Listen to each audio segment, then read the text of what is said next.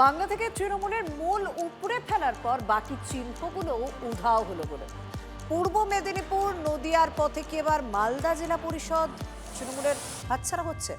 কালীঘাট তৃণপন্থীরা হাত ধরতে পারেন কংগ্রেসের।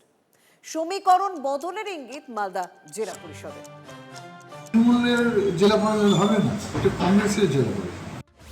পূর্ব মেদিনীপুর নদিয়ার পর এবার কি মালদা জেলা পরিষদ বেহাত হচ্ছে তৃণমূলের? কালীঘাট তৃণমূলের একাংশের দলবদলে এবার কি বোর্ড করবে কংগ্রেস? মালদা দক্ষিণের কংগ্রেস সাংসদ ঈশা খান চৌধুরীর দাবি ঘিরে জেলা রাজনীতিতে শোরগোল। মালদা জেলা পরিষদের 24 জন তৃণমূলের সদস্য এখন গোপন শিবির করে রয়েছে। ইতিমধ্যে এটা স্পষ্টই হয়ে গেছে যে তারা কংগ্রেসের পতাকা ধরতেই চলেছে।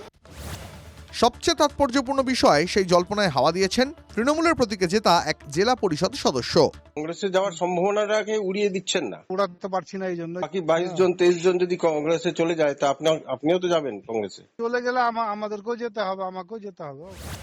2023-এর পঞ্চায়েত ভোটে 43টির মধ্যে 34টিতে জেতে তৃণমূল, কংগ্রেস 5টি এবং বিজেপি 4টি আসনে জেতে।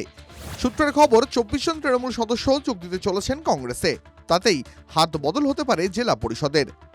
কংগ্রেসকে সাপোর্ট করতে পারে এবং কংগ্রেসকে যোগদান দিতে পারে। সবাই কংগ্রেস থাকবে, সবাই কংগ্রেস হবে, বোর্ড হবে কংগ্রেসের। আলোচনা চলছে, কিন্তু ওটাই সবার মধ্যে কথা হচ্ছে। দিন কয়েক আগে সভাধিপতি লিপিকা বর্মন ঘোষ ও সহকারী সভাধিপতি এটিএম রফিকুল হোসেনের বিরুদ্ধে তৃণমূলই অনাস্থা আনে। পরিস্থিতি বেগতিক বুঝে তাঁরা ইস্তফা দেন। মালদায় কালীঘাটপন্থী তৃণমূলের একটা অংশ যে কংগ্রেসের পাশে দাঁড়াবে তা কার্যত পরিষ্কার। কংগ্রেস ঘরানা থেকে এসেছি, ফলে কংগ্রেসের প্রতি কংগ্রেস আমাদের কাছে অচ্যুত নয়, অস্বাভাবিক কিছু নয়। ওটা হতে পারে যে মালদা জেলা পরিষদ কংগ্রেস গঠন করবে। 100% হতে পারে। যারা এটা বলছেন তাদের ব্যক্তিগত রাজনৈতিক চয়েস। তারা যদি মনে করেন সেরকম কোনো স্টেপ নেবেন, তাদের লাভ হবে রাজনৈতিক ভাবে দল চেঞ্জ করে, তাহলে সেটা তারা ভাবনা চিন্তা করবেন। জেলা পরিষদের নতুন সমীকরণের ইঙ্গিত পেয়ে দুই কংগ্রেসকে বিঁধেছে বিজেপি। একটা ব্যবসার 3টে সেগমেন্ট খুলে বসেছে, একটা তৃণমূলের দোকান, একটা কংগ্রেসের দোকান, একটা সিপিএম এর দোকান। রাত্রেবেলা তো ব্যবসার জায়গা সব এক জায়গাতে টাকা মিলজুল হয়। বিধানসভা ভোটে মালদা জেলার 12টি আসনের মধ্যে 6টি তৃণমূল জিতলেও দল কার্যত ছন্নছাড়া, যার প্রভাব পড়েছে জেলা পরিষদে। আরও এক জেলা পরিষদ হাতের বাইরে যেতে বসেছে তৃণমূলের।